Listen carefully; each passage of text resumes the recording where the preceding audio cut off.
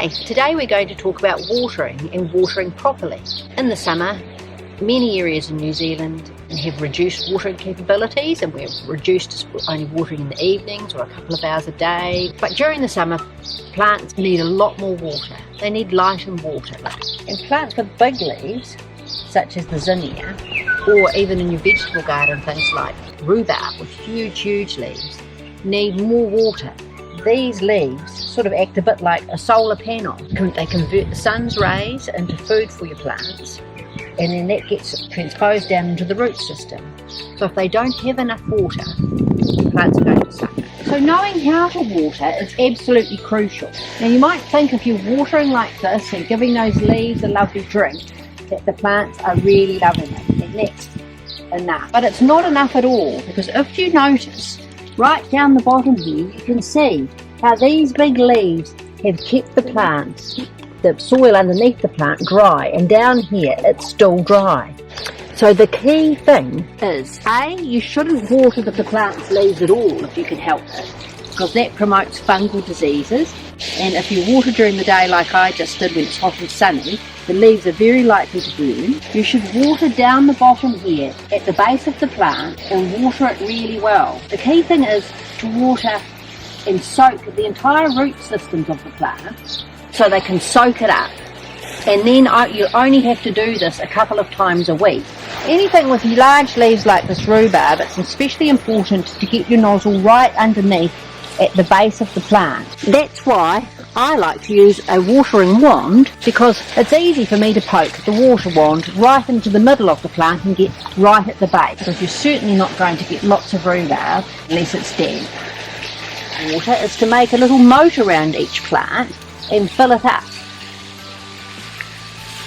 And then you can just leave it to drain into the root zone of your plant. You need to use about an inch of water. An inch of water will go down about 6 inches into the ground, just like that. And you can be assured that that plant's had a really good drink. My preferred way of watering long lines of trees or hedges, or even in big shrubby garden beds, is with a soak hose. Because a soak hose, you lose absolutely no water whatsoever, no transpiration. It goes right down into the root zone of the plants. I use a water timer at home, and I just turn it on for an hour or so and let it ooze into the ground. As you can see with my soak hose has to be right up close to the root system, where it'll just ooze right down into the area that you need it most. I have my soak hose right the way along our fruit tree line, and I've joined it in the middle and have the soak hoses going out both ways. Otherwise I don't have enough pressure to get you to the end of each 20-metre length. As you can see, at the end of this raised garden, the penstemons are really suffering, because the soil has got so dry that the water simply won't go in. It sits on top and then it runs off, and it just won't go down into the plant's root system. That's because I haven't added Saturate into this area for quite some time. In all my garden beds I use Saturate, and all we have to do is take a small amount of it from this pail, and it's coir fibre, so it's a natural product, and just scatter it on top like this. And next time you water, the water will go straight down into the plant's root zone.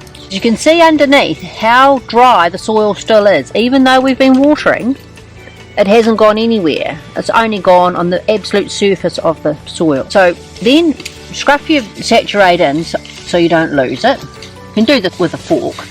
Well, I've just got my Nawashi here because it's my favourite tool. And now when we water, you'll see the difference. Now I've watered about the same amount that I watered before, and we'll let that go in, and then we'll see how far the water's gone through this time.